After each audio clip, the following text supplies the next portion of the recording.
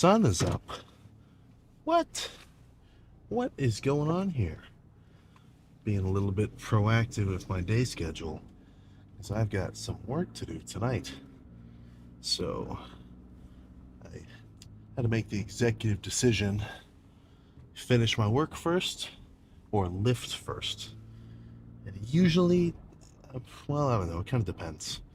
Right? If I've got a bunch of schoolwork or projects and studying, I don't know, maybe I try to start it during the day. But if I've got the choice, I want to get my lift done. I want to finish what I want to do first, and then be able to spend the rest of the night doing, all my other bullshit. But plan for chest should be a pretty quick lift, honestly. I mean, just one muscle group. Once I get warmed up, first working set to last working set, I mean, it might only be 30 minutes.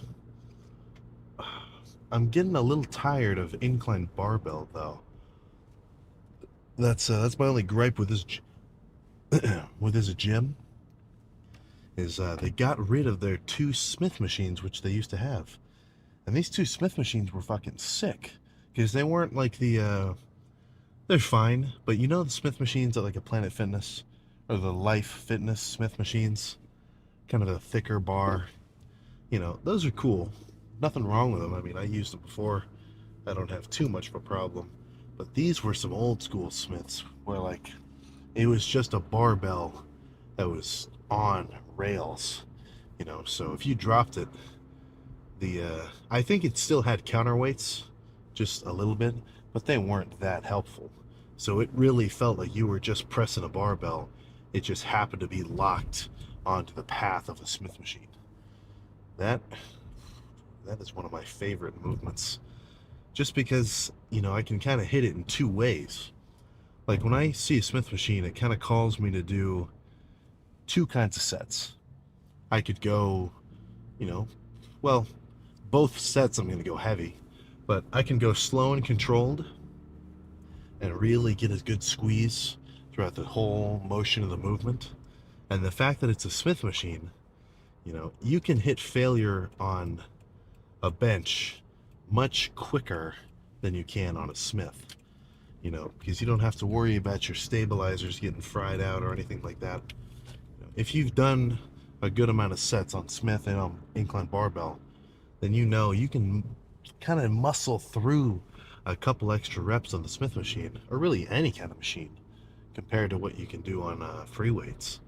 So, if they had a Smith here, I think my first set would maybe be heavy, slow, controlled. Really get a good squeeze. A lot of time under tension. I don't really think about that kind of thing when I'm actually training, but it's definitely legit. By the time I finish a slow set of like 8 reps with 300 whatever on the Smith, I'm feeling it. But I can also do it in a complete opposite way, where I just really throw the weight around as quick as I can.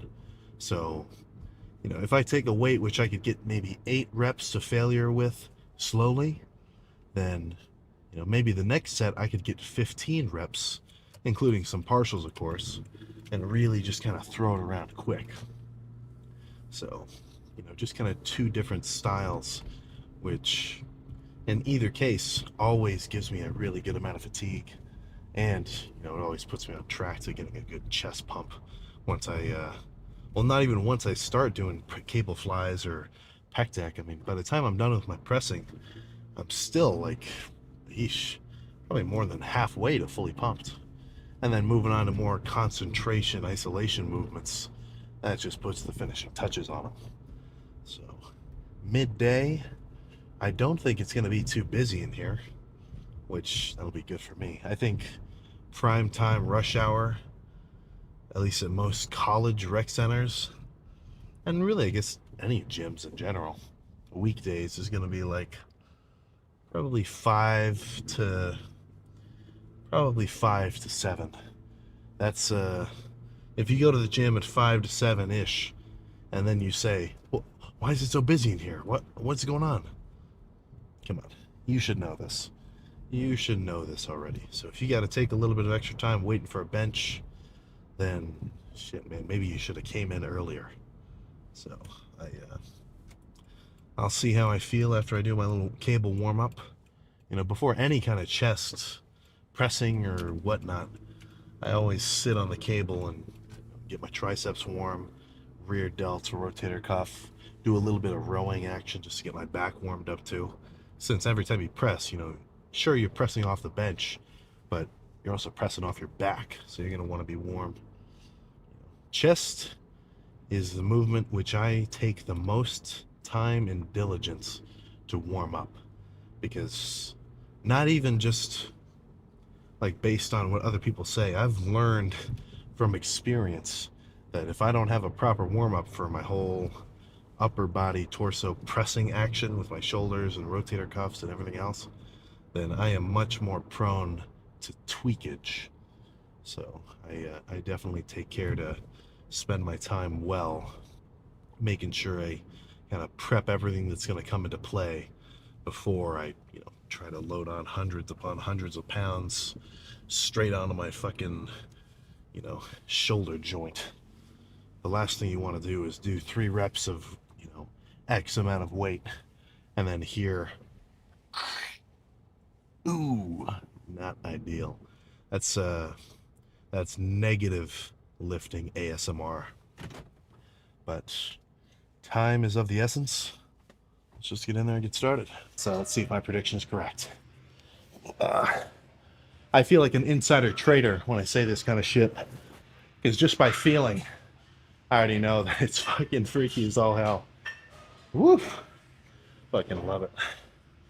All right, let's run through some mandatories here.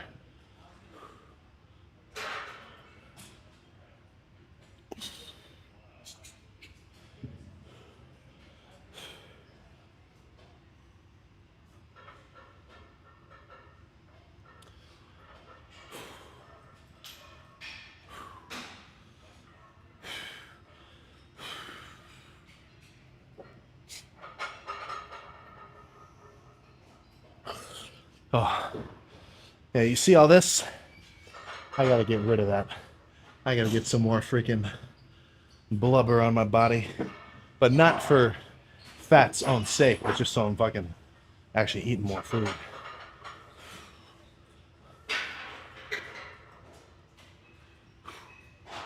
Ooh. Oh my goodness. Okay, let's get one more most muscular, classic style. All right. Let's get out of here. I'm fucking late to econ. I would go so far as to call that a lift with satisfactory intensity. Now, my actual, like, numerical performance, I'll be real with you, a little bit below par for me right now. Not making excuses, but I do think potential sickness might be kind of fucking with me. But even though I may have felt a little bit weak, oh my goodness, even though I may have felt a little bit weaker than peak strength, those sets were still about as hard as I could push it. Those machine chest press sets were also pretty good. I should have asked the guy I was working in with to give me some help with some assisted reps. That would have been nice. One thing, when I swear it's these new pec flies. They're just not awesome, you know? Like every time, so this gym used to have an old school pec fly. We're talking 90s. You know, the handle wasn't like a plastic, rubberized, you know, ergonomic piece of whatever. It was just a fucking piece of steel with some paint on it, of course. Whole thing nice and rugged. Stack was, well, the stack wasn't like insanely heavy, but you could throw a plate on the side of it and, you know, really do a hard set of like 15 to legit failure. Oh, dude. And you know what they do with it? I swear, they must have just thought, it's kind of dirty, it's old, it's all grungy. Let's replace it with a brand spanking new one. You know, let's spend X amount of money on a brand spanking new one. 3 times as or what's the 1/3 the quality, and honestly, sometimes even less than 1/3 of the enjoyment of the reps. I may just be speaking out of, I mean, I'm definitely speaking out of opinion. I'm sure some people love the new one and didn't like the old one. So maybe this isn't necessarily an accurate, like, display of information, and it's just a personal rant from something I'm a little bit upset about. But either way, for me, not awesome. Because what'll happen is with some of these newer pec decks, they kind of pinch my shoulder a little bit. It's just kind of a weird feeling. Like I went to warm up on a pec deck after those, after those sets of incline barbell, and I mean honestly, like something about doing the reps, it kind of just put a weird pressure on like my collarbone. I don't know, man. It's not, at least for my build specifically, not ergonomic. But cables, oh yeah, that was the whole point of me bringing this up. So instead of doing the machine pec deck flies, cable flies always feel pretty comfortable for me. So if you got a pec deck that you don't really love, bust some cable flies out. Cannot beat the basics. Cable flies are pretty freaking cool. And they kind of have like pec decks are cool. It's kind of constant tension just because of the way the like machine and the pulley and the lever arm works.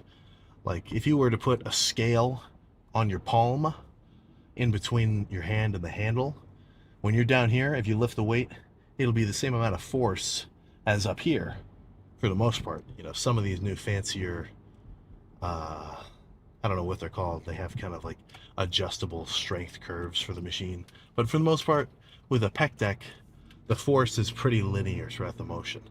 But I don't know if you can really understand where I'm coming from with this, but when you do cable flies with the cables right out to your left and right side, and you're standing right in the middle, it's something about that strength curve. I love it because, I mean, the tension on my pecs, it's kind of, I don't know, when I get to the top of the rep, I'm pulling the handles directly towards each other like this, so my shoulders can't come into play, you know, nothing, it's all chest.